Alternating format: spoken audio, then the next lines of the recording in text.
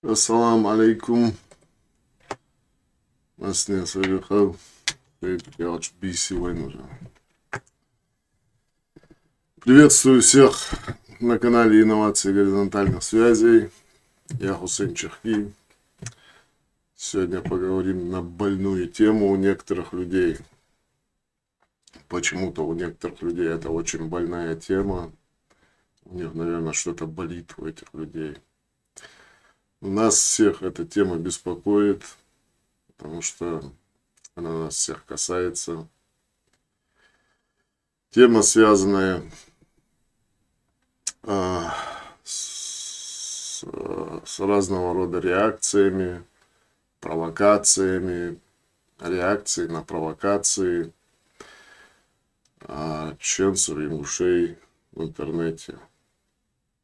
В первую очередь я обращаюсь к своим землякам ингушам. Во вторую очередь я обращаюсь к своим землякам чеченцам. Хочу разъяснить свою позицию по данному вопросу. Особенно последние несколько дней внимания в сети привлекла ситуация вокруг канала под именем Борис Борзоев. Есть чеченец-блогер, очень хороший человек. Его зовут Султан. Он высказал резко негативную реакцию в адрес разных блогеров. Он говорил и о чеченцах, и о ингушах, и резко негативно выразился выражался в их отношении. Был недоволен тем, что теми, кто провоцирует межнациональную рознь между ингушами и чеченцами. В ответ на это в его адрес посыпались разные обвинения, упреки, со стороны чеченцев. Но я думаю, что там много людей, которые не чеченцы, которые мимикрируют под чеченцев.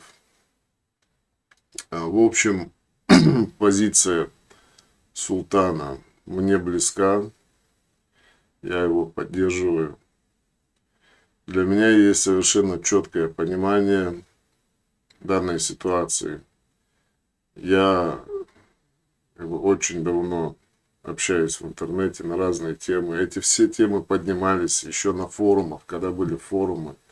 Был Кавказ Веб, большой форум, мы все эти вопросы обсуждали.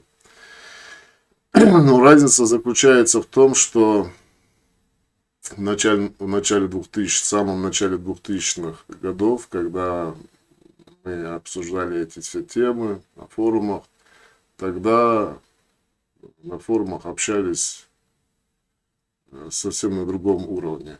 Мы меньше знали, у нас было у всех меньше опыта, но мы были более ответственны, мы более придерживались правилам воинского поведения, приличия, не допускали провокаций со своей стороны с чеченцами, с нашими братьями. Изучали историю, обсуждали на этичном уровне. Последние годы, в связи с тем, что в интернете появилось очень много людей с какими-то своими психическими, по всей видимости, заболеваниями, со своими комплексами. Некоторые люди не совсем адекватные. Это общение скатилось на какой-то маргинальный уровень. Такие люди всегда были, есть и будут, но проблема в том, что они втягивают все больше и больше людей. Вот это обсуждение и общение на этом маргинальном босяцком уровне. Мы, ингуши, чеченцы, наши братья. В мире нет больше народа другого, который понимал наш язык, который понимали наши обычаи, как мы понимаем друг друга. История так сложилась, что, имея одни корни на базе одних народов, мы сформировались и обособились исторически. Появилась чеченская нация, появилась ингушская нация. Сейчас появились многие шизофреники, по-другому я их назвать не могу. Я общался с некоторыми из них. Они думают, что они делают что-то нужное, что-то полезное. Они думают, что им что-то удается. Вот на днях есть Азамат там такой, он давно носится с этой идеей, но этот человек, он только вносит рознь между чеченцами и ингушами. Сознательно он это делает или бессознательно он это делает, и такие, как они. Но это тайна. За 7 печатями мы не можем в сердце человека заглянуть и узнать на самом деле, по какой причине он это делает. Потому что пытаться доказывать ингушам, что чеченцы, и говорить другим чеченцам, мы уже там добились успехов. От того, что ингуши там не ходят на митинги, короче, не говорят, что они чеченцы, это не значит, что у нас ничего не получилось. Вот на днях там была ссылка. Ну, это глупо, это я не знаю, как не понять. Это выходит за рамки приличия. Это выходит за рамки войнавского этикета. А многие чеченцы этого не понимают. Они не понимают негативной реакции ингушей на это. Они это воспринимают, многие, что почему чеченцы, ингуши оскорбляются и обижаются на это. Почему что ингушами их называют. Почему они на это оскорбляют? Да не на это ингуши обижаются. Просто если человек воспитан в рамках войнавских адатов, в рамках нашей культуры, он должен понимать, что это глупо и неприлично. К примеру, возьмем какой-нибудь чеченский тейп, например, или ингушский, без разницы какой. Вот, к примеру, там возьмем вот я тейпа плохо. И возьмем какой-нибудь там тейп, я не знаю, Чинхой. То есть чеченский тейп Чинхой. И вот я, к примеру, подойду к Чинхой и спрошу его, тейпа Малуха.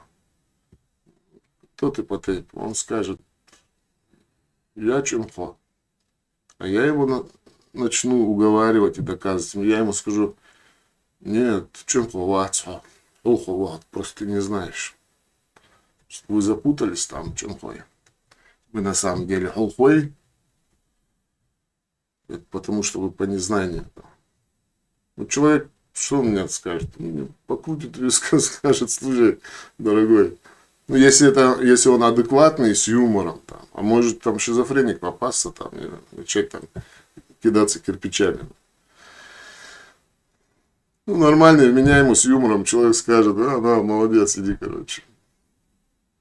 А то мы не знаем, кто мы, там, Чинхой или Холхой, или кто мы. А как будто они не знают, как будто я могу лучше знать, кто они и кем им себя считать. Это недопустимое, глупое утверждение изначально. И здесь вступать на самом деле в полемику и в ответ что-то серьезно говорить, я здесь не для этого сейчас эту передачу начал вести. В этом нет никакого смысла. Есть два типа национализма. Национализм, направленный вовнутрь своего народа, и национализм, направленный вовне своего народа. Люди, которые заботятся о своем народе, которые любят свой народ, которые интересуются историей своего народа, они беспокоятся о проблемах своего народа. Они интересуются историей своего народа. Они хотят, чтобы их народ был лучше, красивее окружающих. Они хотят его сделать лучше. Они хотят, чтобы он был лучше. Они хотят его видеть, и чтобы его видели лучше. Это один вид национализма. Это патриотизм, можно сказать. Есть другой вид национализма, направленный вовне. Как правило, этим людям наплевать на самом деле на свой народ. И они, испытывая какие-то свои психологические или подсознательные комплексы, они где-то внутри себя так ощущают, что если они обхаят соседние народы, если они там урвут что-то от соседних народов, или там кусочек истории, или кусочек земли, или там что-то они обхаят, или грязью обольют чеченский или ингушский народ, это без разницы с любой стороны. Они думают, что их сторона, там, их народ что-то выиграет. Опять же, я говорю, что скорее эти люди, они не думают о своем народе, и интересы своего народа. У них свои комплексы, они таким образом пытаются бороться со своими комплексами и выдают это за патриотизм свой. За свой патриотизм, что за то, что он ради своего народа там. И они находят тоже сторонников. Такие люди у нас есть с обеих сторон. И среди ингушей есть, и среди чеченцев есть. Но вы царца яхиду деждать. Вы яхиду дез яхайолыш. Дикі болыш. Шейқама пейден болыш. Нохчи алгай вы не яхиду дежда. Этих сумасшедших людей, они были, есть и будут. Их сумасшествие от того, что вы им доказываете, что вы ему, оно никуда не денется. Чем больше вы на них обращаете внимание,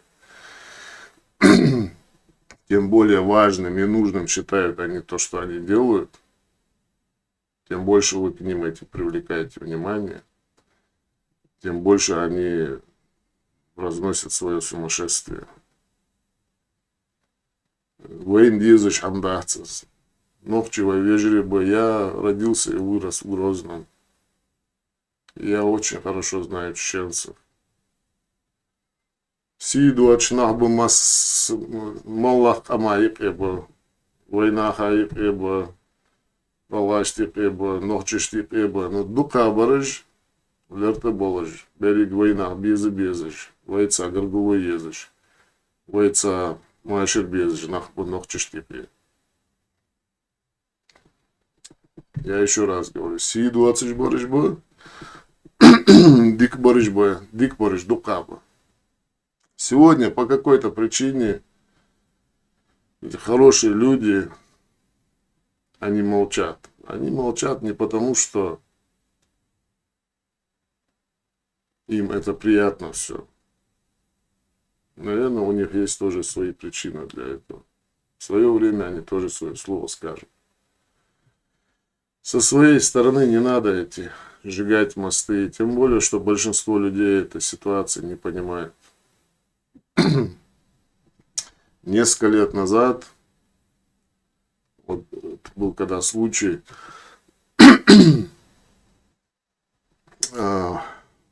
погиб в тюрьме Юсуп Тимирханов. Тимирханов, вырежи фамилия. Фамилия, память у меня тяжелая. И когда его хоронили в Чечне, из Ингушетии приехала большая делегация. Муфти, Ингушетии, есть муфтията, люди. Дукна молодежь, Дукна Гулбан Бахабарцевич. Была очень хорошая реакция со стороны чеченцев. И у меня был канал, который забанили уже. Кстати, подписывайтесь сюда на канал. У нас есть важные интересные дела впереди. И, в общем, я собрал такой положительный ролик. И скинул, и сбросил одному своему близкому человеку. А этот человек, он на должностях власти, он на административных должностях, он почти что всю жизнь проработал, и эту кухню все знает государственная. И он посмотрел, и в ответ, ну, в WhatsApp, он мне прислал такое сообщение, ну, что хорошо, что поехали, дик был отряд, баха, дик был царь, но он мне сказал, ты посмотришь, что сейчас вылезут змеи. Я спросил, что за змеи? Он сказал, что многим это не понравится. Ну и он имел в виду многим во власти, что вот такое единение, членство ингушей, солидарность, она не понравится и будет много провокаций. И фактически сразу после этого потихоньку вот это все под разными соусами, под разными причинами начало вот это все муссироваться, оно продолжается. Еще раз повторяю, это ни чеченцам не нужно, ни ингушам это не нужно. За этим на самом деле нету ничего. Цена усыж яры история. Цена усыж яры шейхарье. Шейхарье вот это вот. Есть зависть белая, а есть черная зависть. Вот это вот. Ну, война метлаца. Кыч овара. Адецман. Харья более емкая, чем зависть. Вот из харья уже нахбывайный пе. Оваштик эбэ, нохчиштик эбэ.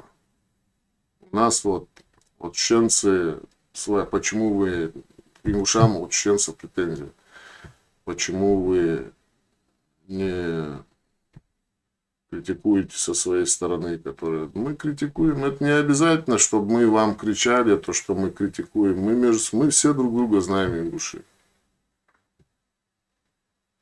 Кого надо, мы критикуем. Мое мнение по поводу Абадиева. Все ингушетии знают, что Абадиев иногда делает странные вещи.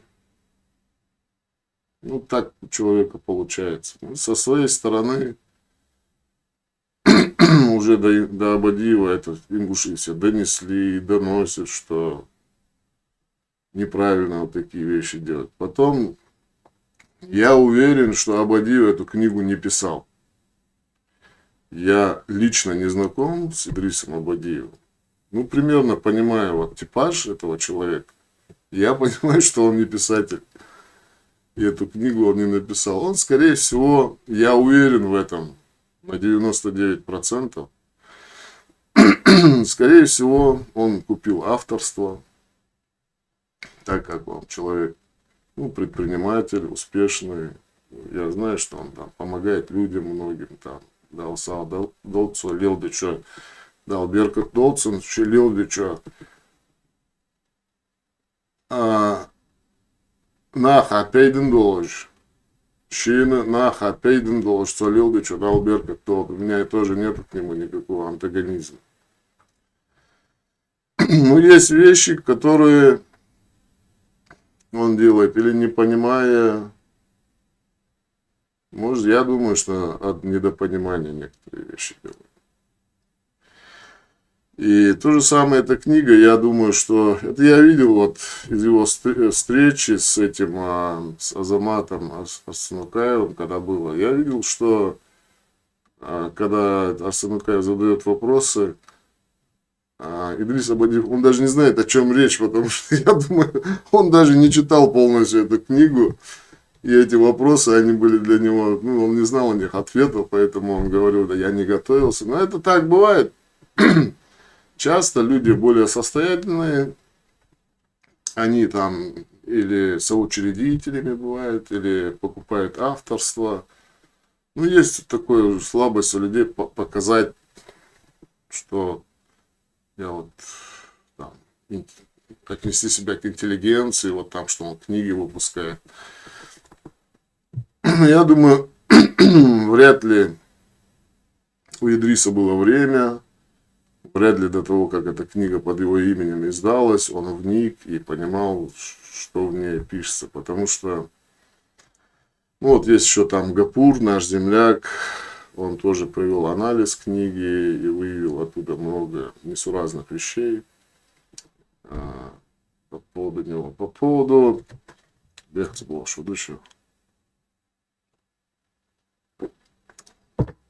Бузуртанова. Бузуртанов пожилой человек.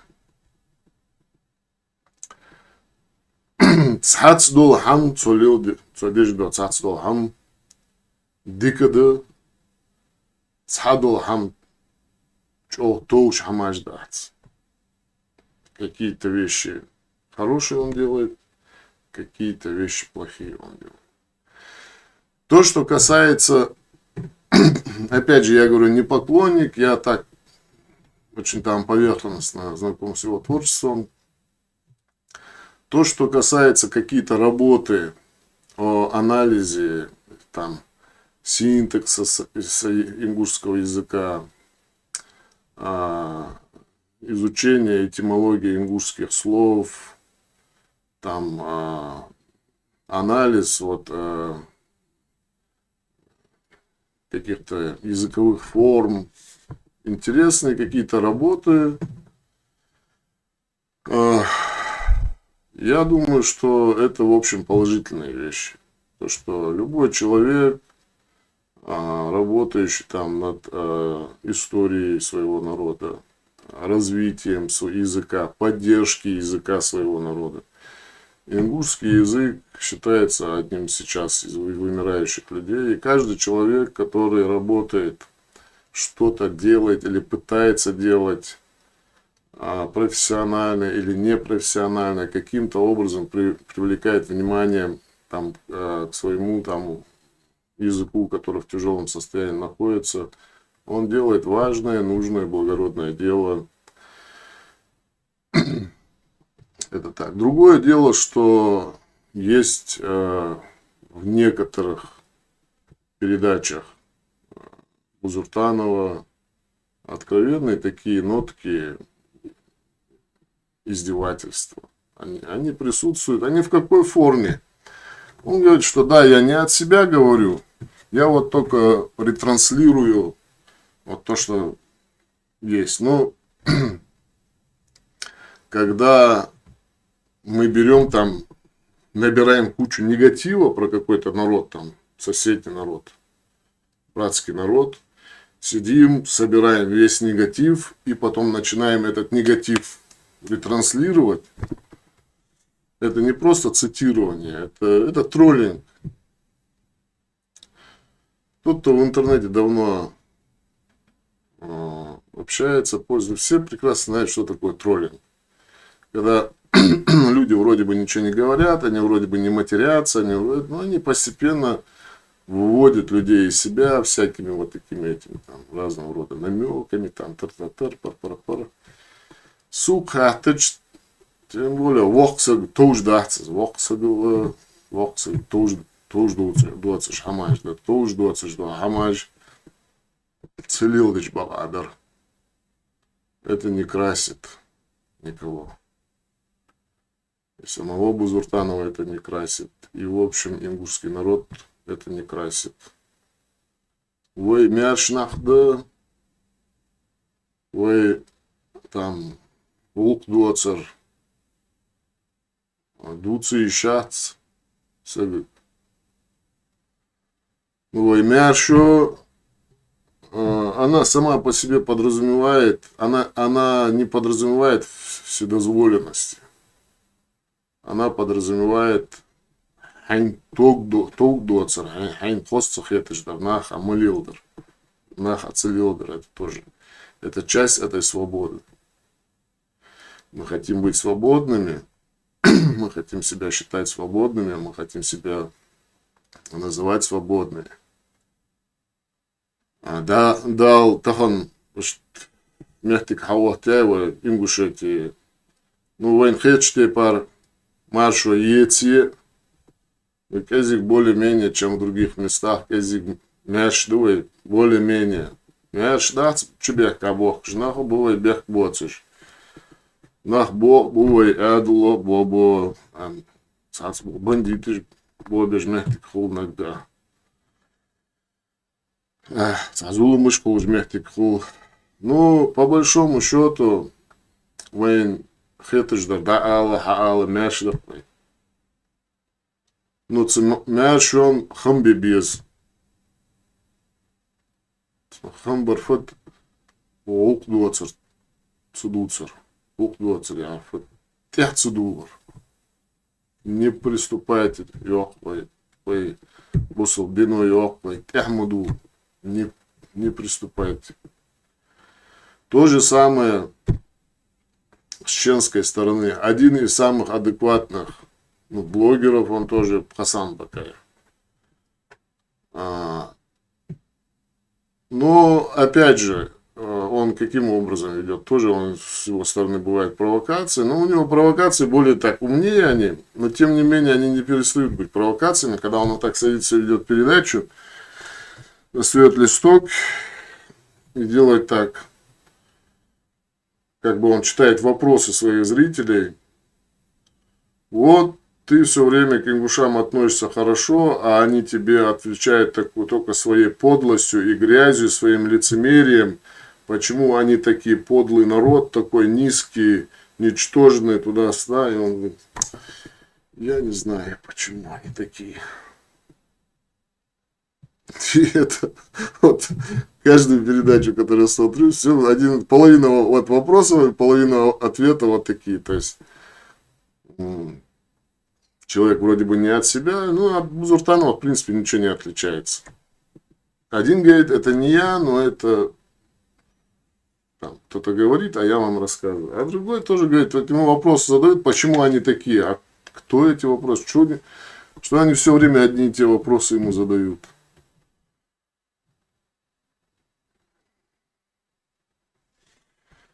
Ну, в общем, про этих людей, вот, на которых обрушился с критикой Борзоев, Султан.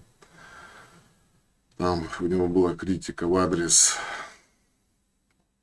канала Клуб российских изобретателей, там еще Войс есть, там еще Чечен Войс есть такой. Меня спросить, это вообще клиника, это вообще люди, они не понимают, что и даже не хочется понимать даже. Люди сами они куда-то в блудню лезут, и за собой всех они ведут такой блудню, вот вытащил какую-то карту, и они сидят, как там Наполеоны, короче, перед генеральным наступлением, и говорят, так, здесь ингуши у нас враги, здесь дагестанцы враги, здесь грузины тоже там за хребтом враги, русские-то это понятно, все мы из 4, а больше они ни с кем не граничат. С Осетией граничат только, вот единственное, осетина у него друзья, короче, остальные все враги, короче. Все вокруг. И на что они рассчитывают, на что они настраивают свою публику, на что они настраивают вот, идеологию. Они говорят, мы там что-то уже добились, говорят, вы добились, вы формируете враждебный пояс вокруг своего чеченского народа. Какой нормальный человек будет этим заниматься, садиться и говорит, что вот у нас есть враги, вот эти ингуши враги, дагестанцы враги, грузины враги, русские враги, здесь все у нас враги окружили, короче, так, давайте, короче, и давайте эти высасывать, эти там, эти свои болячки, короче. И начинает вот это там высасывать. И это, я говорю, это делают и те, и эти. В Фейсбуке абсолютное большинство, там несколько тысяч у меня френдов в Фейсбуке, почти что все ингуши. Ну, есть разных национальностей. Чеченцы есть, русские, ну, абсолютно большинство ингуши. Я думаю, это молодой человек. Война согласовала. А постоянно ночью агасты живут. Сама ездишь, сама решишь, сама. Сам согбу ты ну, я чуть негативно ему лично это написал на страницу у него. В общем, у нас переписка была такая, он недовольный. Такой, это. Ну, я узнал, оказывается, человек за 70 лет человек. Человек сидит и профессионально, он постоянно вот негатив гонит.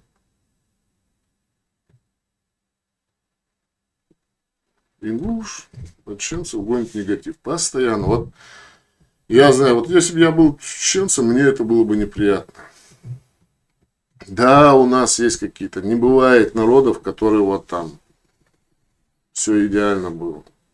Да, были там разные ситуации, есть какие-то исторические моменты, есть. Да, мы вообще на Ингушетии жили, разрушилось, что-то ингуши там должности потеряли, что-то имущество потеряли, что-то это. Ну, тогда большинство чеченцев тоже все потеряло, да. Погибли, сотни тысяч людей погибло. Да, были там меркантильные люди, да, были бандиты там, были во всем Советском Союзе были бандиты. Да, хорошие были отношения, плохие были. Но это нельзя отношения переносить или транслировать их. Вот.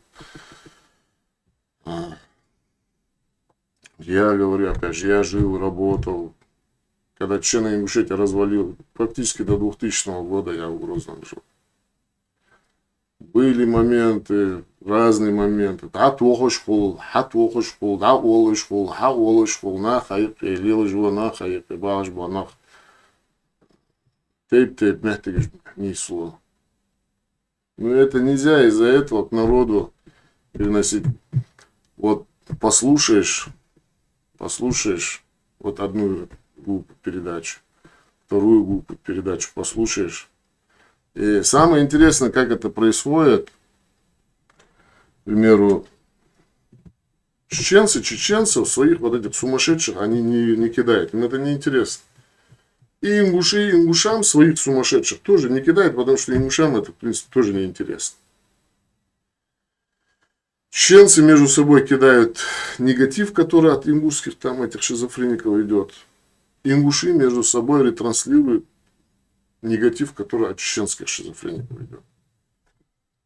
И вот этот вот шизофрения, она муссируется, и постепенно у людей создается такое впечатление, что они нас ненавидят. У них против нас какая-то царь. И они втягивают людей, и я иногда хочется, берет, сказать, сейчас я отвечу, сейчас я там. И тоже мы много чего знаем по истории, что сказать. Все всегда есть что сказать. Ну, потом посмотришь, вот, Галдук Плаголос, Борис Борзоева передачи посмотришь. Своих товарищей вспомнишь, своих друзей, своих родственников. Мы вот так вот все связаны. Мы на связи все время. Дай хайдатха. Вон пикандатха. Мы слишком много вместе пережили. Хорошего, плохого. Чтобы из-за того, что кто-то там хочет, мы сейчас могли друг друга там послать в разные концы света. Закрыть двери, поссориться, потому что кто-то этого хочет. Мы себе этого не позволим. И другим не позволим себя до этого довести. Ну как бороться? Няхнах мобииш, их же нельзя их там. Хотя они себе много что позволяют, эти люди. Но они его это позволяют в силу своей невоспитанности. С этими людьми, в принципе, я думаю, что самое лучшее, что мы можем сделать, просто договориться о информационной изоляции этой породы людей. Пусть они там, как вот Борис Борзоев сказал, что по 100, по 200 человек с каждой стороны, пусть они вот друг другу, как крысы в банке, пусть они там, они же нам не мешают, пусть они там друг друга грызут, короче, пока, сколько им Всевышний время отвел, пусть они на это время тратят. Мы, если патриоты, своих народов. Мы не должны позволять себя уводить, отвлекать свое внимание вот на эту белиберду, вот на этот негатив, вот на эту ересь. Никогда ни на грамм дела ингушей не поднимутся для того, чтобы облить грязью чеченцев. Ни на 1 грамм у чеченцев дела не поднимутся, если они обольют грязью ингушей. У наших народов, у обоих народов много разных проблем. Социальные, экономические, с языком проблемы, культурологические, исторические, разные проблемы есть. Здравомыслящие люди мы должны не давать этим людям отвлекать свое внимание вот на эту ересь, на эту вражду, а концентрироваться, подталкивать друг друга на совместную работу, совместное творчество, которое пойдет на пользу нашим народам. Ингуши должны заниматься пользой для ингушей. Чеченцы должны заниматься пользой для чеченцев. Если это нам не мешает, пусть то, что мы для себя делаем, пусть чеченцам от этого польза делают. То, что чеченцы делают, пусть нам от этого польза будет.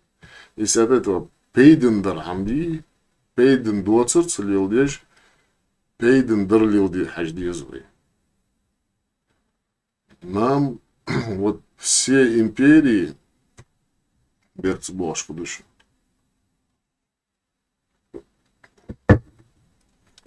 одна из необходимых методик управления империей это оболванивание людей. И сегодня эти методики, они уже не актуальны, они устаревшие, они на самом деле уже не нужны никому. Они на самом деле уже даже государству и этим империям, этим системам управления, они уже им не нужны. Они уже не приносят пользу. Вот эти системы оболванивания, они уже не приносят пользу. Но так долго работали эти системы, и так многого они достигли, что они уже, это отражается на нашем мировоззрении, на нашей психике, на наших реакциях. Мы должны заново учиться сотрудничать на горизонтальном уровне. Империи в рамках своих этих устаревших моделей управления, они внушали и обучали нас, что мы сами ничего не можем делать.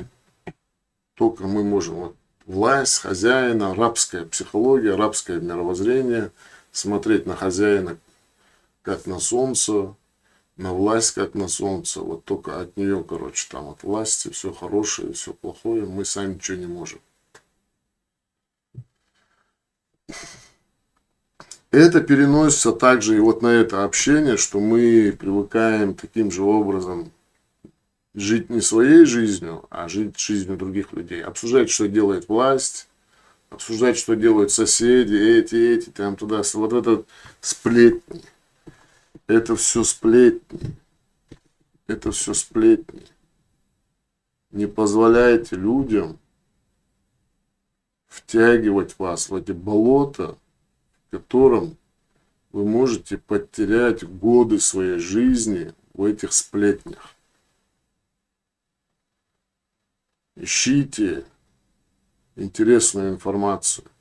Она есть. Ищите общение с людьми, которые что-то делают полезно. Сейчас видели, в Ингушетии машины, колонна, там перевал закрытый, там в Осетии. И колонны, и алхамдулилла, люди вышли и стали там, денежки скинулись, мясо купили, вышли, не поленились. Мелдик Бог бас, мелдял ряс хуа хамдас. Ne basanaq can ezik çaruk aj can ezik da malır geçler. Met fukbuatı şil fukbuatı çaruk aj. Mel bıçat na bak mel hozdas. Masına şajda kaç dulce de çarız. İççarat aşara dulce de çarız masna hozdas. Насколько это важно и красиво, когда что-то делают люди хорошие. Вот у нас есть, например, Назир, мы общаемся много, мы ходим, одна группа, там есть у нас «Я полезнее Ингушетии». Вот администратор группы Назир, он ведет передачи. Ведет передачи про известные ингуши, разные люди, известные передачи, позитив, информативные, пример. Вот он делал передачу про Гогиева и семья, муж и женой, у него были молодые, очень приятная пара. Они, помимо того, что они там археологией в горах занимаются, там, они восстановили, как бы, участвовали в этом проекте, восстановили народные промыслы по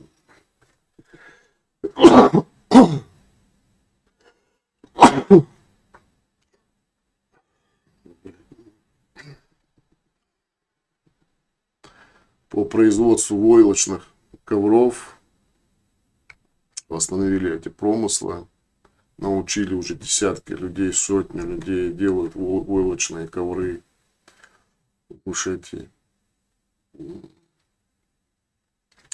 Есть люди, вот Анзор Видзижев с нами на связи тоже.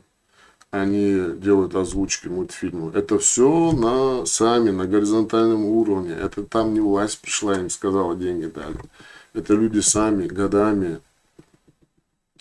тратя свое время, тратя свои средства. В то время, когда одни люди тратят время на вражду там разжигать, они тратят свое время, они делают что-то красивое, полезное. Когда к нам приезжают в республику люди, есть что показать. Вот это мы делаем. Вот группа, студия Фуртолк в Ингушетии, они занимаются озвучкой мультфильмов на ингушском языке. Это очень важная вещь. Особенно на выезде и дома даже у нас у людей проблема с детьми, там, с молодежью. Большая проблема с ингушским языком. Когда нету контента интересного для детей, когда они целый день сидят, мультики смотрят на русском, на немецком, там, на французском, то, где много людей у нас на выезде живут. Им трудно усвоить родной язык. Родители могут на работе быть. Вечером проходит, сколько они могут, час-два, пообщались с ребенком, все, он уснул. Целый день он общается там с детьми, своими сверстниками на чужих языках.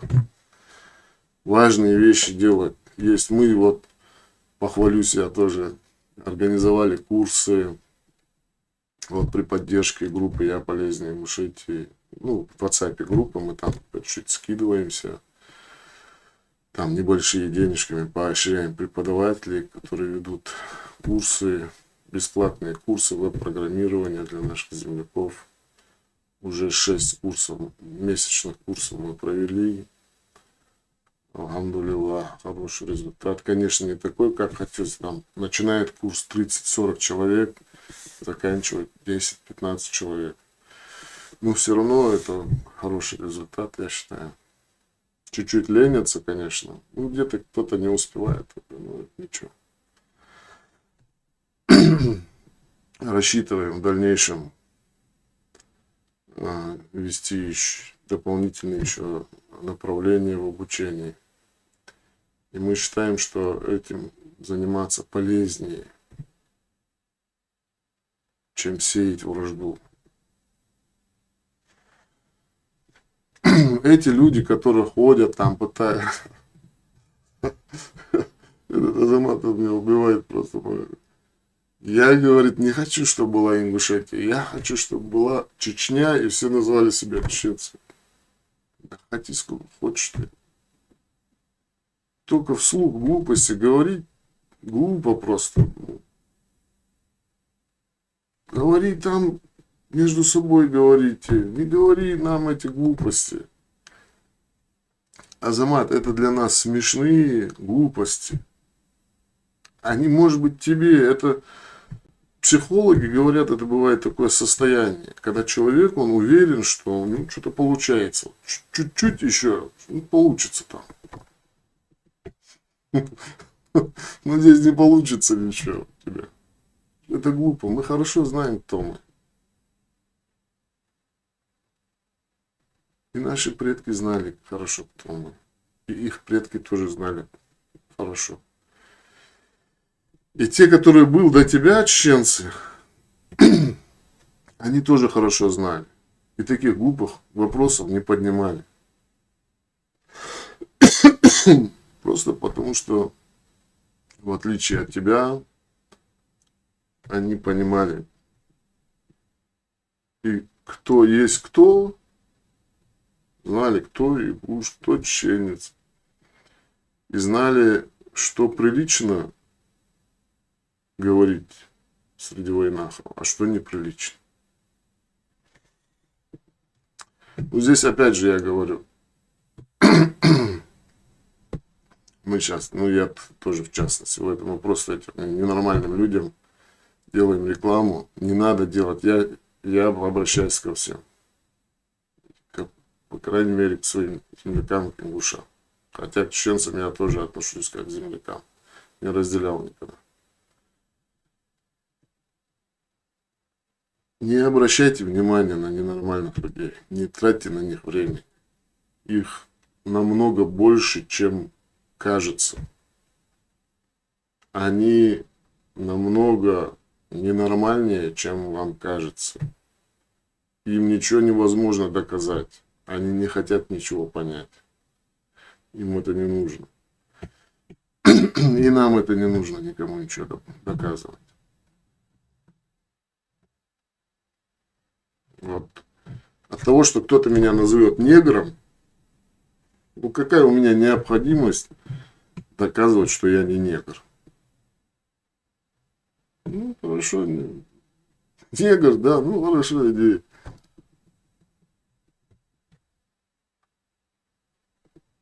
Этих людей надо информационно изолировать. Просто изолировать. Вот я не хожу ни на какие. Я знаю вот о том, что происходит. Вот я смотрю канал вот Борис Борзоев, канал из чеченского блогера, да, ну, в последнее время. И вот от него знаю, что там происходит. И от ингушей, которые ссылки кидают мне на всякую ерунду. И не хочется даже отвлекаться на нее. Ну, кинули. Опять это. Мы давно все эти вещи знаем. Это мусор. Это мусор. И то, что Бузуртанов делает, это мусор. И то, что Хасан Бакаев делает, это тоже мусор. По большому счету, это в основной массе этого, потому что нельзя серьезному человеку транслировать выдержки из книги. Потому что вот в любой книге, которую они приводят как утверждение своей правоты с обеих сторон, в одной же книге там противоречие. Вот когда читаешь их, ты видишь, что там противоречие. Там большинство людей, которые вот писали вот это, на что они ссылаются, они вообще не жили ни в Чечне. Вот этот Бирже. Все они на него ссылаются. Бирже вообще не жил, не работал ни в Чечне, ни в Ингушетии. Вообще на Северном Кавказе не работал. Он проездом был по военно-грузинской дороге. Приехал в Тифлис, 2 года там служил. И попросил, чтобы ему прислали пару человек, которые умеют на русском писать и читать. И ему прислали из Чечни там 2 милиционеров чеченцев. И вот с их слов, и на основе того, что до него там что там солдат какой-то там написал книжку, ну, офицер какой-то, низших чиновник, это я сейчас не помню. Вот на основе того, что тот написал, на что они вот какая-то белиберда, короче, по большому счету. Есть какая-то информация, но она во многих местах противоречит. И вот они берут из одной и той же книги, и вот одни с одной страницы доказывают, вот, смотрите. А другой берет с одной, а вот вы смотрите. И оба делают вид, одни делают вид, что Бирже говорит вот это, а другой говорит, что Бирже говорит вот это. На самом деле Бирже вообще в этом не разбирался. Он, как ему преподнесли, вот эту же белиберду, он как смог, там кашу там написал, и большинство,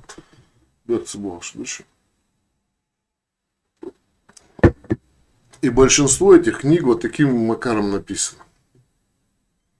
Вообще не имеет никакого смысла вот эти выдержки людям их пихать, их транслировать, потому что это бред. Что-то более-менее понятно, когда ты Бирже прочитал, Яковлева прочитал, это прочитал, это прочитал, это 100 книг прочитал от начала до конца. Вот когда ты книгу прочитал от начала до конца, тогда становится понятно, где он, что он имеет в виду, когда он вот это говорит. Что он имеет в виду, когда он это говорит? Где он ошибку сделал, там явно бывает понятно. Где это понятно? Это все там, все давно знают. Все давно понимают. Ни одного историка, который ценит свое имя как ученого, вы не увидите ни ингуша, ни чеченца, чтобы он участвовал вот в этой дребедень.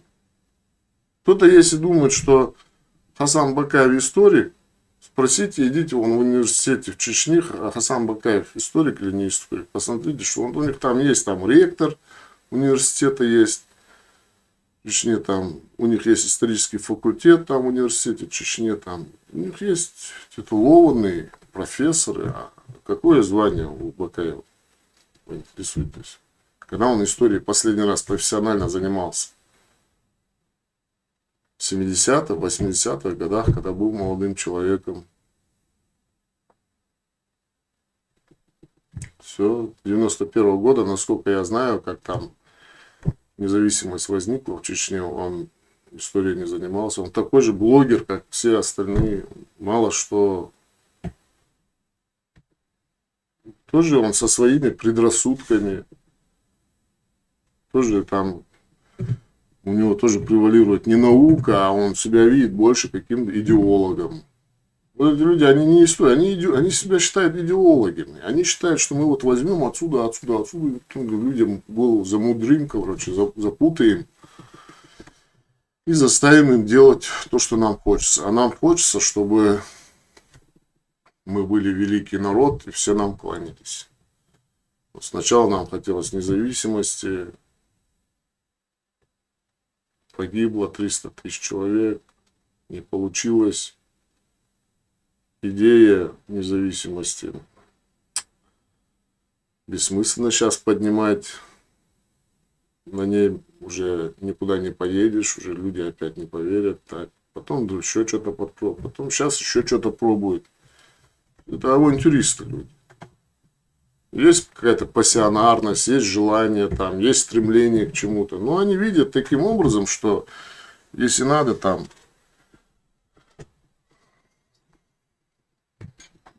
на хребту там соседних народов, на самолюбии соседних народов, ну мы там мытьем, катанем, но это глупость.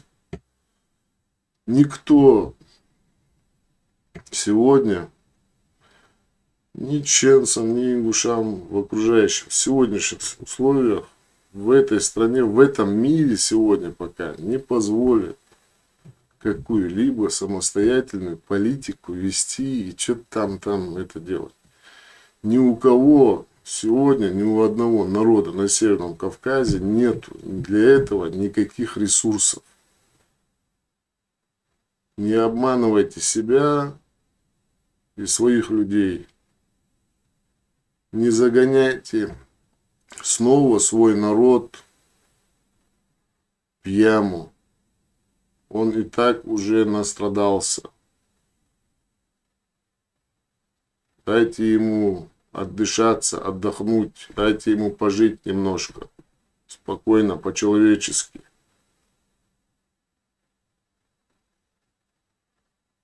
Ваши амбиции безразмерные.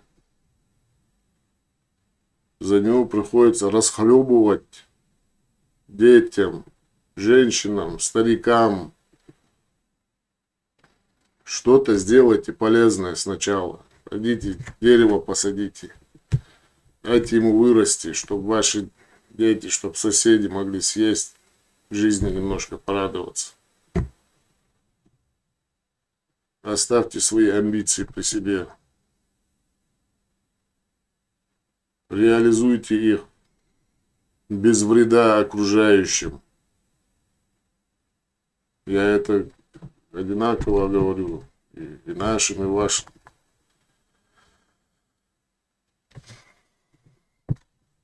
Потому что я вижу, что у некоторых создается мнение, что то ли они профессиональные провокаторы, то ли у них вот реально они себе вбили в голову какую-то ерунду. И ходят там, как эти Дон Кихоты ломанческие, борются с ветряными мельницами и говорят, вот мы вот сейчас победим, вот у нас получится. Что у вас не получится? Единственное, то, что у вас получается, вы семимильными шагами формируете вражду. Если у вас эта задача, вот на уровне людей, которые мало что понимают, они вот эту вашу пропаганду, ваши усилия, они внемлют и за вами идут. И мы видели, человек, вот этот Султан Борис-Базуев, он просто, понятно, он это на эмоциях, да, лишнее он там обозвал там туда-сюда. В общем-то, он говорит правильные вещи. Он говорит, отстаньте от нас. Вежери до твоего. Ногчи голова, вежери до твоего. Не стравливайте нас. Оставьте эти жала, оставьте их, уберите их. Отстаньте от нас, ёпцу. А реакция какая? Ты предатель, ты такой, ты сякой, ты это, то, ты это.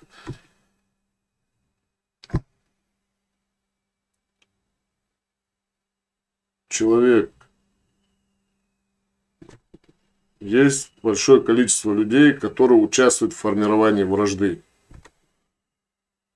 Человек выходит и говорит, остановитесь, что вы делаете, сволочи, что вы делаете, зачем вы это делаете? Остановитесь, как вам не стыдно? Остановись, зачем вы? Подумайте, вы же пилите сук, на котором сидите.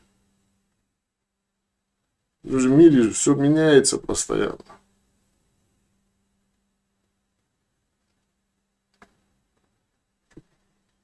Нет, вместо того, чтобы задуматься, вместо того, чтобы внутри себя проанализировать, на самом деле, что мною движет? Любовь к своему народу или ненависть к соседнему? Ненависть к соседнему народу никакому народу пользу не принесет. Потому что по своей природе это ненависть. Она не подразумевает, что она что-то хорошее может сделать. Она может сделать вред соседу. А пользу своему она от нее не может быть. Это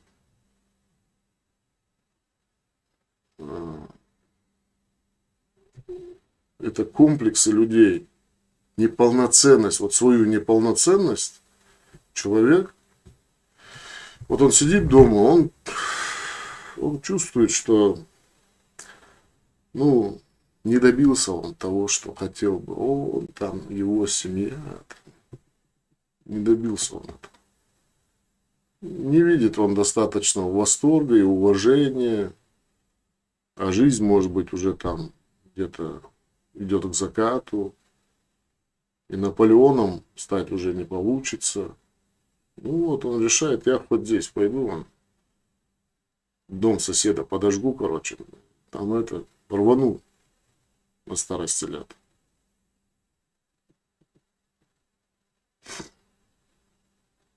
Кто тебе сказал, что от того, что дом соседа подожгешь, что тебе тепло будет? Кто-то будет тобой восторгаться в твоем доме, что дом соседа сгорел.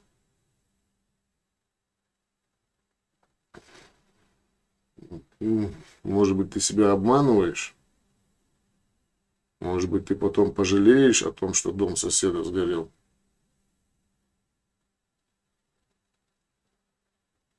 Может быть, тебе сквозить начнет с этой стороны потом?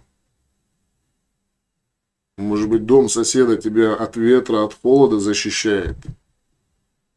Может быть, ты не подумал об этом? Может быть, потратить на это немножко времени и подумать на это? Кто тебе сказал, что на месте твоего нынешнего соседа будет лучший сосед, если он исчезнет?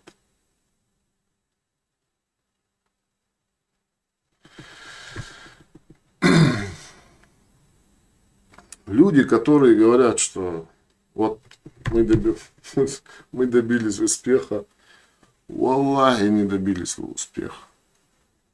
Валлахи не добились и не добьетесь.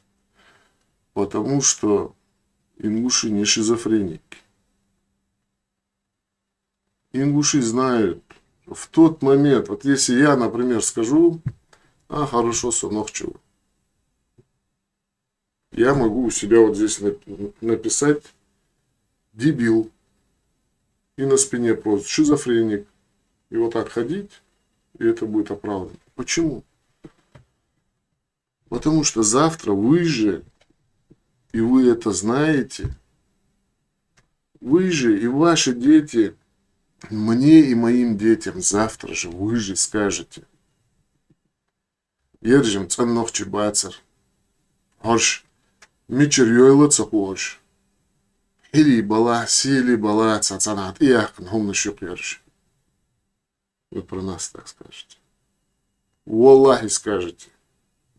Потому что сейчас вы говорите это про тех, кому в свое время вы говорили, аду, вы тоже нохчиташ. Хочешь быть нохчит? Хочешь? Нохчи лука. Сегодня вы поняли, ежим цицам долж бацер, ежим нохчиба, ежим мичерёйца умнушир. Мы не собираемся быть мичерёйца умнушир. Нам это не нужно. У нас все хорошо.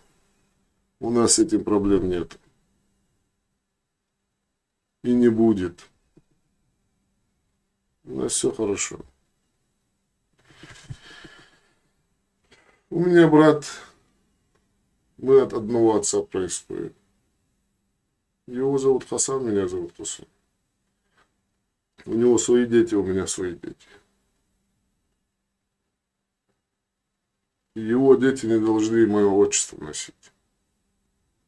Мои дети не должны отчество моего брата носить. Если дети моего брата начнут моим детям доказывать, что они важнее или древнее, это будут глупые дети глупого отца, который их неправильно воспитал. Если мои дети будут это говорить, мои дети будут глупые, и я буду дурной отец, который неправильно воспитал своих детей. Все. Так. Во-первых, давно не вел трансляцию. Не знаю, как там, что происходит у нас. Здесь вижу большое количество сообщений. Сейчас быстро пройдемся по ним. Он канал. Да, Адер. Спасибо. Ахаче Сейди Калсейди Холшима с ним. Алейкум салам. Ингуш Чечен Борт. Алейкум. Так, Антон Шпаков говорит, это Тузиков Сагят. Он не ведись как пацан. Я хорошо знаю это существо. А так правильно, Аллах это Бог Калха. Все понял, но это про нехороших людей, наверное. Гейм ин уж. Салам алейкум, салам. Сейда Тома сне. Так. Анекдот саяр. Война анекдот сказер, анекдот сказер. Война анекдот.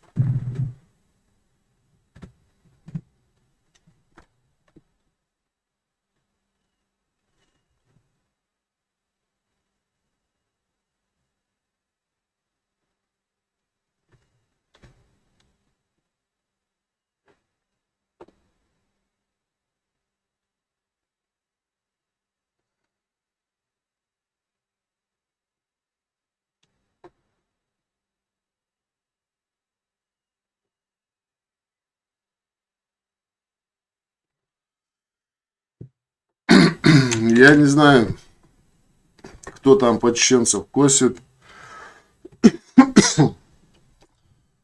Не знаю, я в Чечне родился, вырос. Когда я жил, там чеченцы жили, ингуши жили, русские жили, армяне жили. Я никогда не видел ингушей, которые косили под чеченцев. Я не видел чеченцев, которые косили под ингушей. Я не знаю, из-за чего может возникнуть такая необходимость. Может быть, я не знаю. Ну, есть некоторые люди, которые... Я же строительством занимаюсь. Здесь рядом с Питером Зеленогорск. Где-то лет 15 назад мы там дурдом строили, короче. Огромный, короче. Огромный дурдом. Мы там работали несколько месяцев. Там на этом объекте работало несколько тысяч человек. Я за несколько месяцев, по-моему, весь этот объект так и не обошел. Вот такое здание, как звезда, короче. Столько много крыльев было. Многоэтажное здание. Огромные пролеты с двух сторон, палаты большие.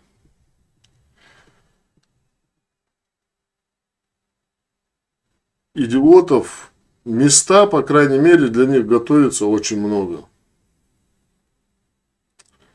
И вот когда этот дурдом строили, я примерно понял, насколько все сложно. И вот эти люди, некоторые, они хотят себя Наполеоном представляют, некоторые там.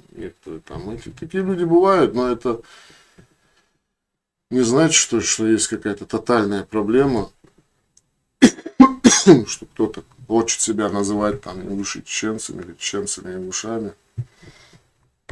Я здесь знаю одного таджика, знаю, парень у меня работал. Он косит под чеченца, короче. Но он делает из того, что он нелегальный мигрант. То есть он работает нелегально, там без документов. И вот что там метро, когда выходит, заходит, чтобы его менты там поменьше останавливали, типа, чтобы они думали, он там вдоль города отрастил кепкой, манеры, короче. Ну, он себе так представляет чеченцев, он их так видит, и он так, короче, мне это смешно. Я не знаю, что по этому поводу сказать. Эта запись будет в Ютубе. Будет, наверное, кстати,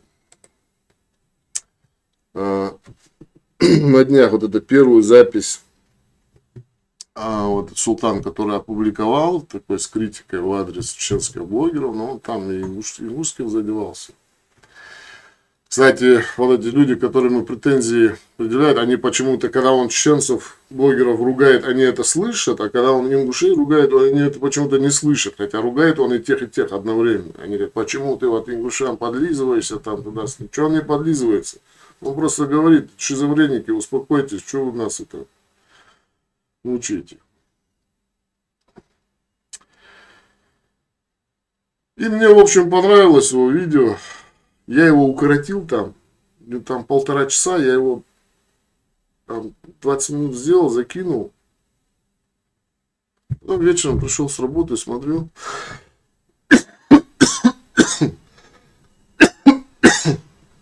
Перцы бумажку дальше. Там разные ненормальные люди. Эзд молдоцы, хоз молдоцы, эти, жали багеты, ну, в адрес него. Там у меня же канал называется «Инновации горизонтальной связи». Я там после какие фотографии свои не ставлю. Я не ругаю от него, лук молдот. Я там забанил человек 15. А я когда публиковал, я оставил ссылку на оригинал на его канал.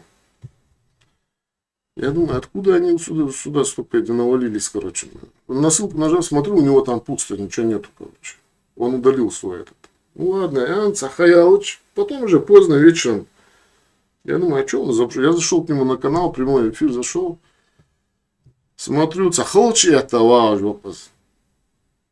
И он пытается, я вижу, что он на эту тему пытается не говорить, но его, короче, замучили, видимо, эти кровососы, короче, тролли.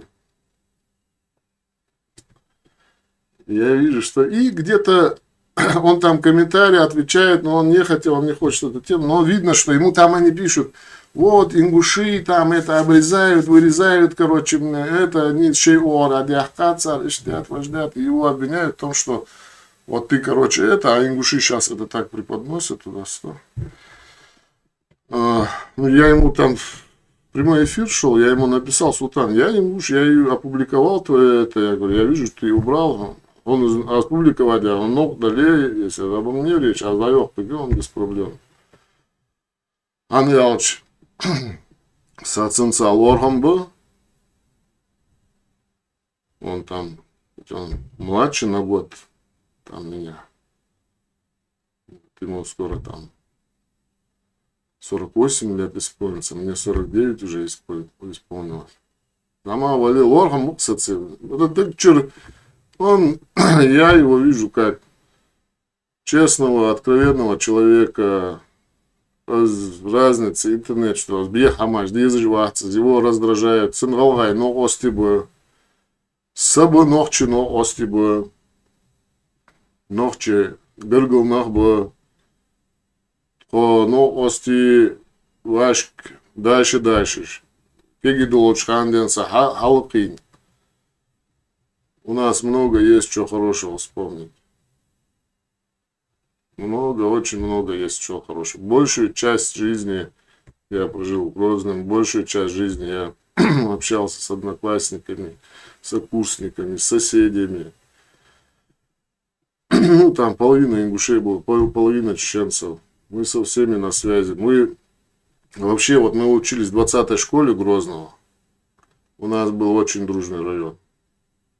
Нигде, даже в Грозном, нигде не было у людей. В других районах я не видел такие отношения. У нас никогда в нашем районе не было, чтобы кто-нибудь оскорбил бы друг друга, какие-нибудь эсдот, хамайш, это фактически таких вещей не было. Было там, выпили там раз в 10 лет.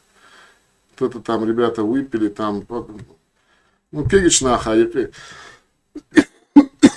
твердом уме, трезвая память, хоздуацыш до хамажица, эзди до, что, ох, тайнипе, чо, уклил дор, эздил дор, хейл чо, барт болож дартхо. Мыча хам их, почему оседа, тагана, любой момент, вот, телефон, да, тихо. Салам алейкум. В Москве вали, Грозный вали, Шали вали, Самашки вали, Гудермеси вали, Назрани вали, Мучат, Атиха, но Оснохчи вали, любой волк, Диэнер, волк, Хаду. Вещати, Муквати, у нас этого нету. Все знают, что если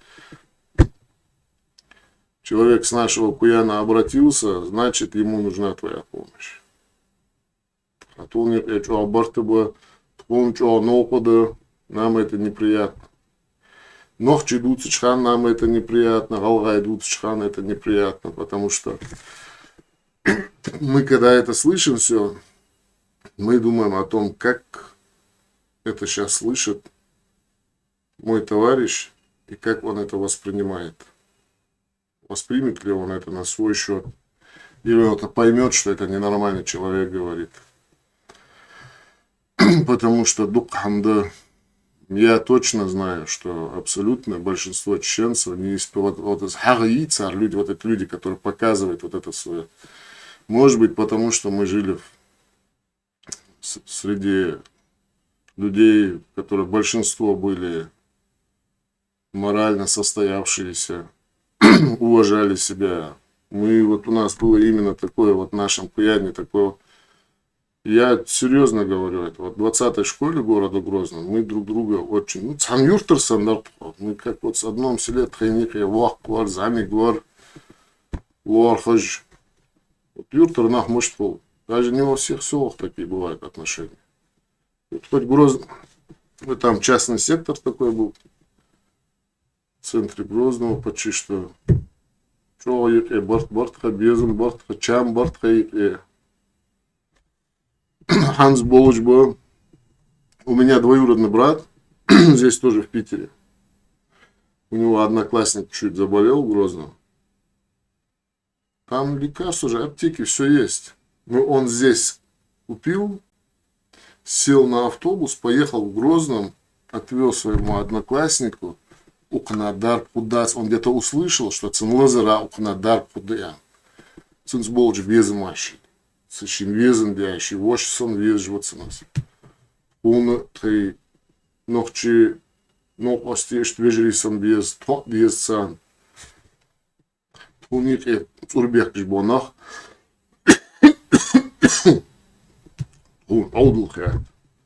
Они нас раздражают своей глупостью. Они, может быть, думают, что они что-то добиваются, но они просто раздражают своей глупостью. Вот это то, что разбрасывает, который пользуется только между ненормальными людьми. Ола, щи я ёлож, денул долж, лёрт вол ногчи, дик нопостул, надежный волож, тешми волож, волка кихчу волож. А нах боч был, нах, без разницы какой национальности. Есть.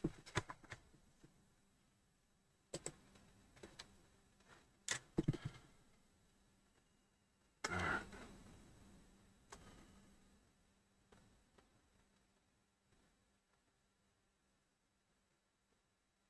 Ну, так.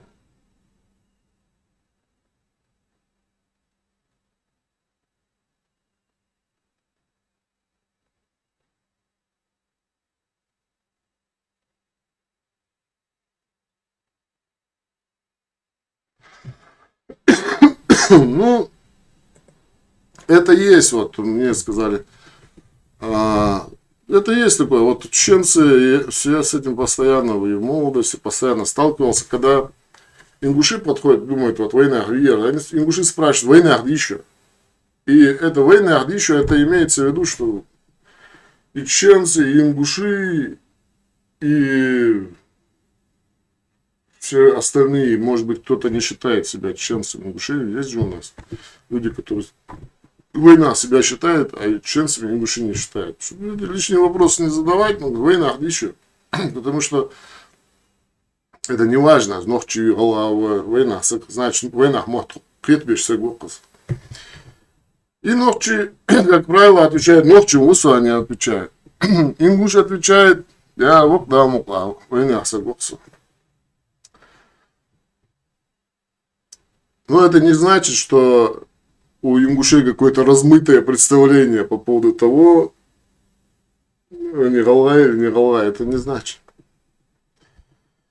Это значит больше, мы когда говорим, война мот, ингуши редко говорят голгай мот, говорят война мот, когда говорят на подсознательном уровне, говорят война мот, потому что исходит из того, что в войнах, которые вот общались, тоже, которые не считали себя, может быть, голгай, они все равно говорили на ингушском, вот острой тоже, вот здесь тоже момент один острый. почему-то тоже некоторые люди его заостряют. Для меня он абсолютно простой. Например, в Ингушетии тоже есть полемика. Почему Орской в Ингушетии не признают себя ингушами? Это что, они обязаны, что ли?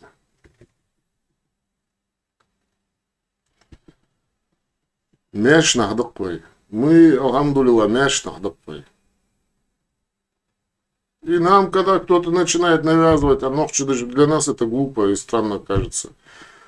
Может быть, Орство это тоже глупо и странно кажется, что когда им начинают навязывать что-то. Если они хотят, пусть они себя головой считают. Если они не хотят, пусть они себя Орство считают. Они же не говорят, что мы собираемся здесь, короче, там, маленькую анклавную республику сделать, там, с 3 сел, короче, и там отдельно. И Чечню они тоже отделиться не могут, что там уже худо-бедно, граница уже все демаркирована, все, там никакой уже Орстоевской республики не получится. Они по разным историческим причинам, если у них были там политические амбиции, они это упустили, этот момент исторический. Сейчас их ошибка в том, что они это пытаются делать всячески, там как-то пытаются это делать. Если есть этот вопрос, им надо открыто этот вопрос. Ну, понимаете, в Чечне он это не может подниматься. В Ингушетии, я думаю, это обсуждаемый вопрос.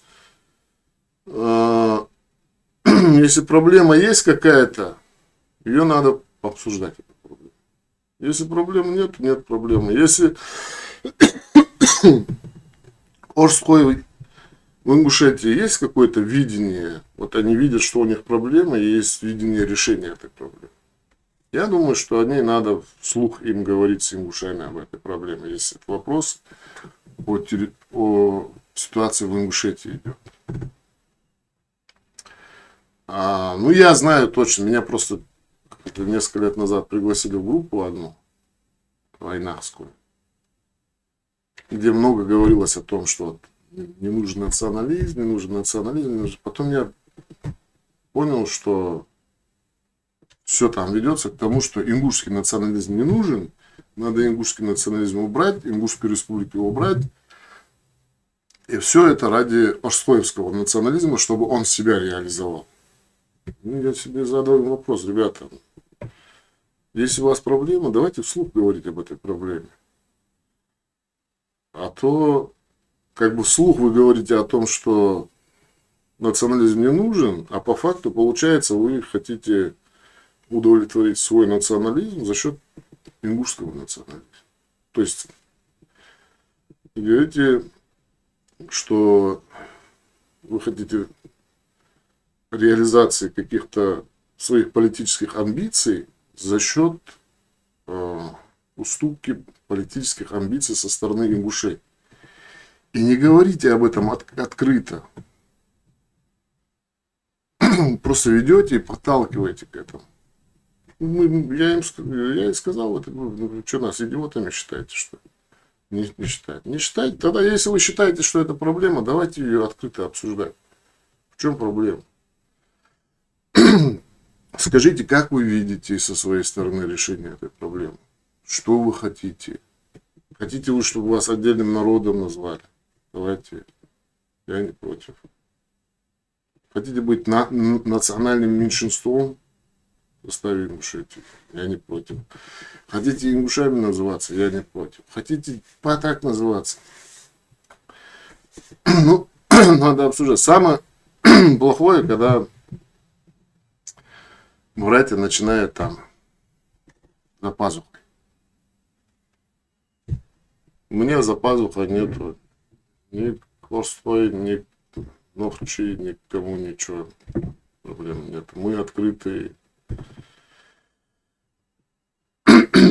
Если кто-то чувствует дискомфорт, если кто-то чувствует какую-то ущемленность своих национальных, каких-то этнических в Ингушетии, я против того, чтобы кто-то в Ингушетии себя чувствовал в чем-то ущемленный. Если вот в Ингушетии, хоть у нас маленькая республика, но там большинство ингушей, значит, мы должны со своей стороны уступать, скидку делать, навстречу идти. Нам это никто нам не скажет, что вам это зазорно. Ничего мы не должны навязывать. Я думаю так. Ну, некоторые по-другому думают. Может, у них причины. Я не вижу причины для того, чтобы, если вот они себя считают, что они... Вот, мы же тоже Аллай, мы же тоже когда-то из войнахских племен разных были Фяппи, Джарахой, Чулхой, Аллай. Мы, наши предки... Это были умные люди, собрались, сказали, вот здесь пришли большие народы, всякие кочевые, всякие империи. Давайте мы вот эти вот, наши эти здесь местные колхозные дрязги, короче, положим и одно имя возьмем. Какое имя? Это просто выбрали вот Аллай. Есть старые, если Боложнах будет, и Баш. Нормальные, все, мы родственники все. Могли бы назваться, Фяпим нам могли все назваться. Могли Жарохой назваться, могли Чулхой назваться. Просто выбрали, вот, Аллай стали все. Сейчас, правда, ненормальные есть, которые там говорят, вы не настоящий Аллай. Да, есть, может быть, макисты, например, были, называли. Там Фяппи были люди. Может, были там, разные были. Ну вот, объединились, сказали, Ханчут, ага, вы... Вот мы одно имя взяли, Аллай. Мы вот уже несколько столетий мы себя все ассоциируем. Есть, которые Аллай, которые всегда были Аллай. Нация, она так и формируется. Вот русские, если сейчас взять, они тоже были когда-то Кривичи, Вятичи, Мятичи там. Ну, они объединились. Нация – это не то, на каком языке говорят люди, и не то, от кого они происходят. Для меня, по крайней мере. Это люди, от которых происходит одного предка, на одном языке говорят, одни традиции, все. Это можно этнос назвать, это можно племя назвать, это можно народ назвать. Нация – это общность людей, которые осознают общие интересы и готовы двигаться в направлении реализации этих общих интересов. Вот мы нация, мы понимаем, что нам нужно вот электричество. Мы должны это понимать, что-то делать, чтобы у нас это было электричество. Мы должны, что у нас должна быть такая стабильность, безопасность, язык, чтобы у нас сохранялся, культура, чтобы у нас сохранялась. Вот разные вещи, это делает нас нацией. А то, что мы на одном языке говорим, гавкаем там на соседей, короче, вы такие, вот такие, вот такие, такие. Это нас нация не делает. Внутри у нас то, что внутри, если мы беспокоимся о том, что у нас внутри, легкие, сердце, печень, почки, все у нас здорово, хорошо работает, понимаем их важность, договорились, что важнее, что первостепенно, что второстепенно надо, что больное, что лечить надо, договорились между собой. Вот этот общественный договор, это и есть национальное самосознание. Сегодня, по большому счету, этого национального самосознания ни у ингушей, ни у чеченцев, по большому счету, нету. Там про остроевцев вообще не говорят. Там это все на колхозном уровне. Потому что в реальности мы просто импульсивно себя ведемся на провокации, потому что у нас нету и элиты интеллектуальной, которая бы могла выстроить эту национальную идею, взять ее, написать на нескольких страницах, вынести на обсуждение нашего народа, вашего народа, договориться в конце концов. Независимо у нас, или у нас исламское государство, или что мы хотим вообще от жизни. Что для нас важнее? Ходить там тельняшку рвать? или в реальности что-то добиваться, развиваться, чтобы дети у нас росли в тепле, чтобы они образование получали. Ну, приоритеты. Вот это почему-то сложно. Вот это вот вроде бы простое, что в первую очередь нужно сделать чеченцев среди чеченцев, ингушам среди ингушей. До этого никому дела почему-то нет. Это самая важная вещь. Найти консенсус, договориться, в чем наша национальная идея. Это же не секрет, это же не преступление. В Конституции России написано национальный интерес российского народа и перечислен национальный интерес российского народа. Не русского, но российского народа. Все понятно.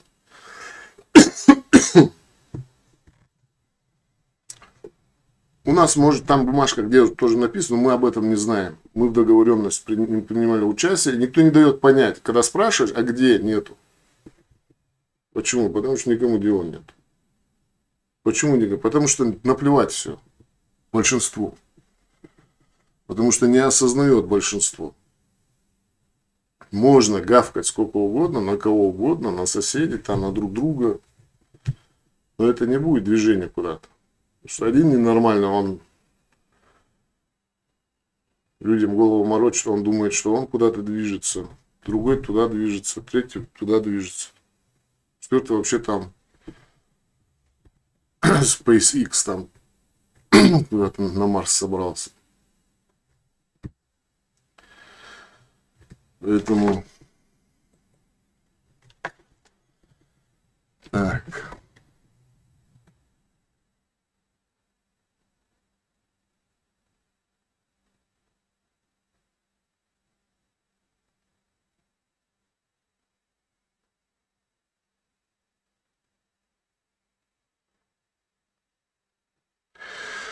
ТУ пишет, когда султан говорит об ингушах, историках, он должен также называть и своих историков, которые несут свою ересь.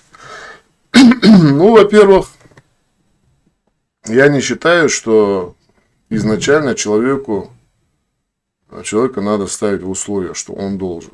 Он никому ничего не должен. И ты никому ничего не должен. И я никому ничего не должен. Это дело доброй воли человека.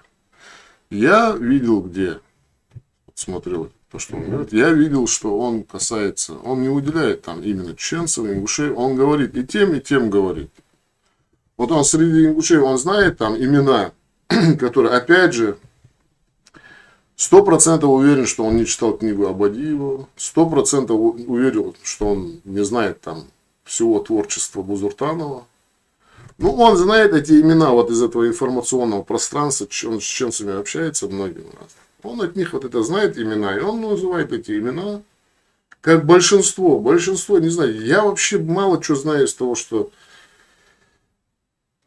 они там писали и говорили, потому что мне это в принципе не интересно. И мало что знаю, вот я знаю, что из этого. Ну, из того, что я видел, вот я же, когда это, я вот сидел, смотрел и анализировал то, что Бузуртан. Я говорю еще раз, я очень много времени провел в общении на разных форумах, в разных конференциях с разными народами.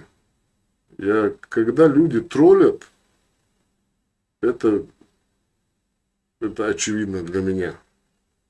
Бузуртанов просто троллил чеченцев.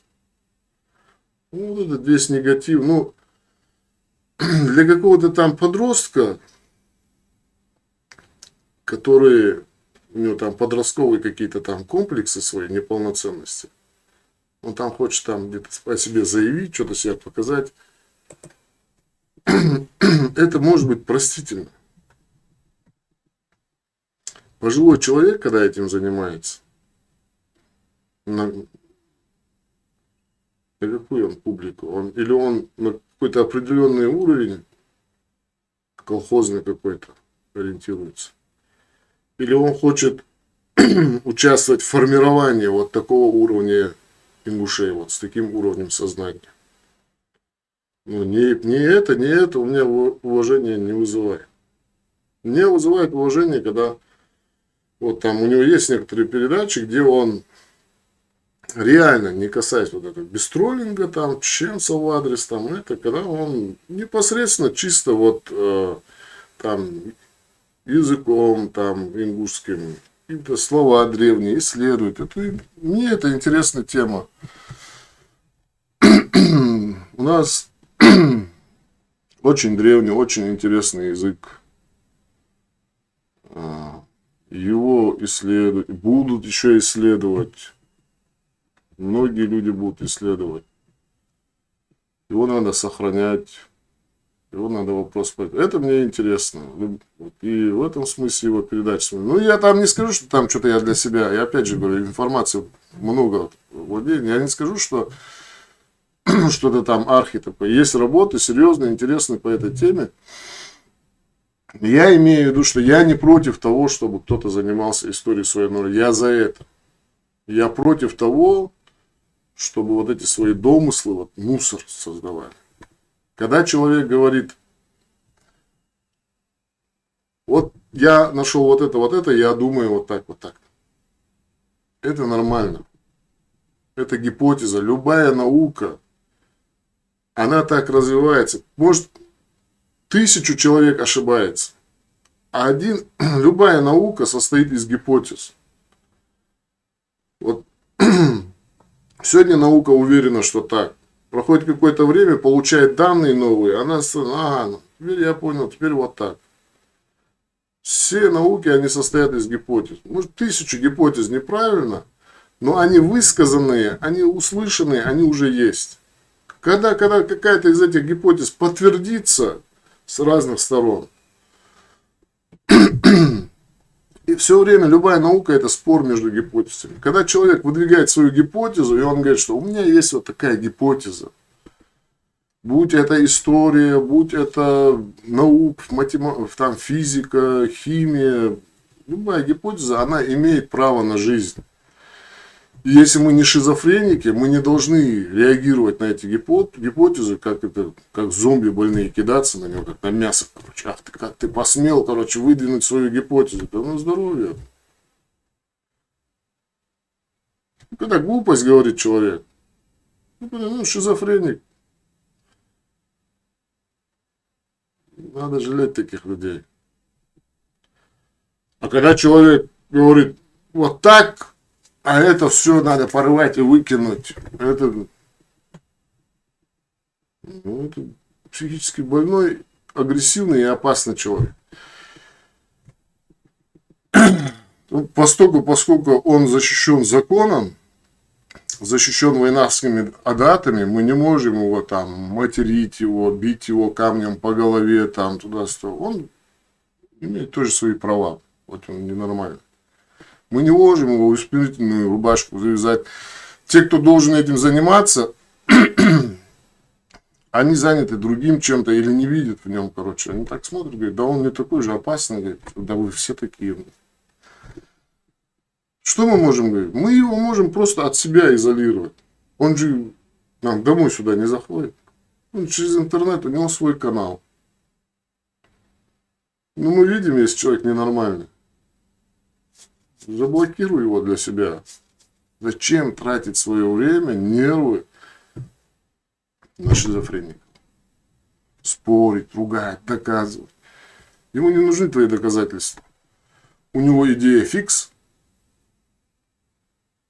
Ему твои никакие доказательства не нужны. У него идея фикс. Он Наполеон, и ему нужен конь. Желательно конь там Александра Македонского. Буцефал, чтобы было вообще круто. Наполеон на коне Македонского. Ты ему доказываешь, что он не француз, ты на Наполеона не похож. Зачем? Пускай катается там спокойно. Лучше в данной ситуации Вейц Гук Лилдиш Бонахби Вейн Боузиш Бо Безиш Бонах Вейц Гыргылу Илош Бонах Вейц Гук Халилдиш Бонах Вейц Арс Гук Талил Дедес вот этот негатив нельзя от этих брать и своим нашим братьям-чеченцам передавать. От этих ненормальных, которые мы их считаем ненормальными, от них надо дистанцироваться, блокировать их вот для себя. Вот он хочет, он видит везде враги, он хочет, ему нужна изоляция. Давайте ему со своей стороны обеспечим эту изоляцию. Мы с тобой знать тебя не знаем, и знать тебя не хотим. Когда выздоровеешь,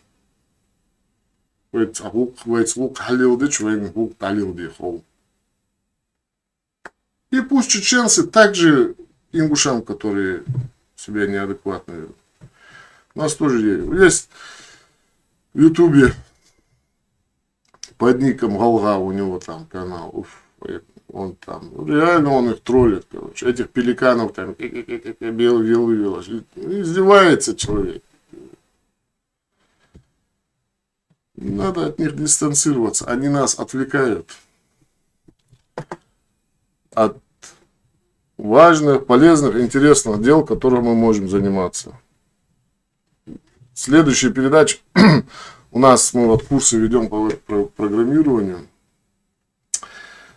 Вот сейчас на днях у нас предыдущий 6-й курс закончился.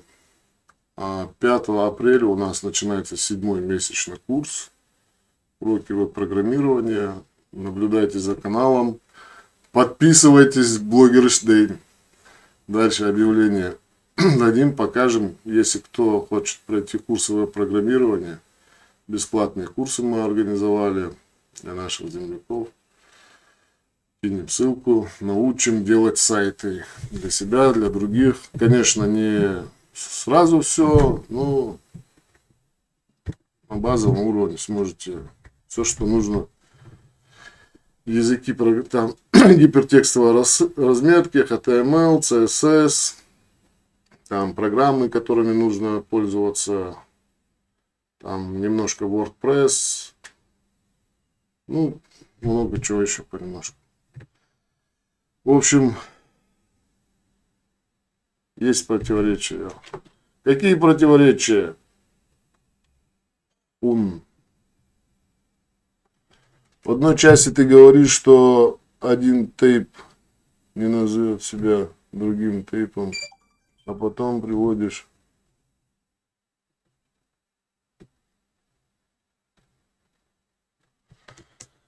Да, я же говорю тебе, они сами. Дело в том, что мы сами вот взяли, договорились и захотели, сказали, что мы были, как я вижу историю.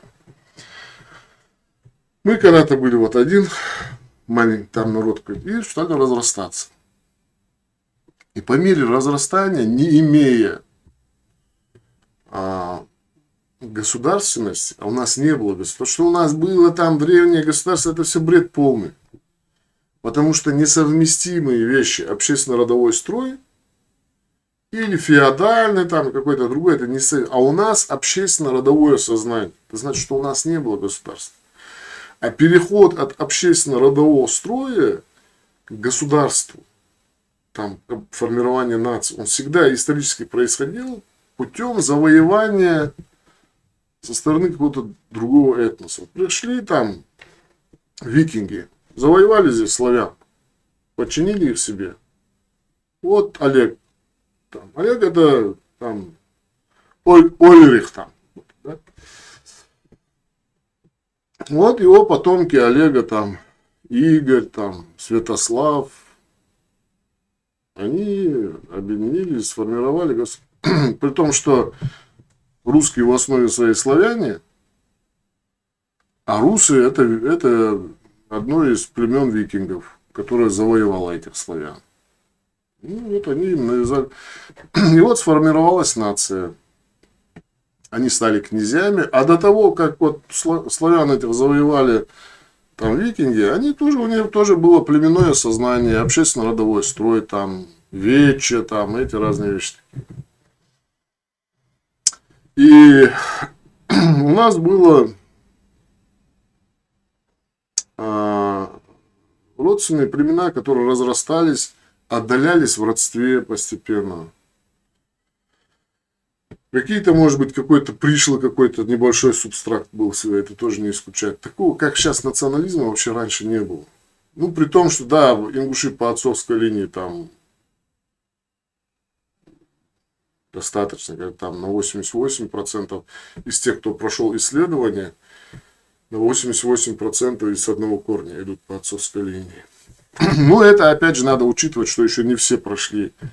Не все, не большинство и не половина, и сравнительно небольшой процент прошли это все, ДНК, вот анализ сдали на хаплогруппы.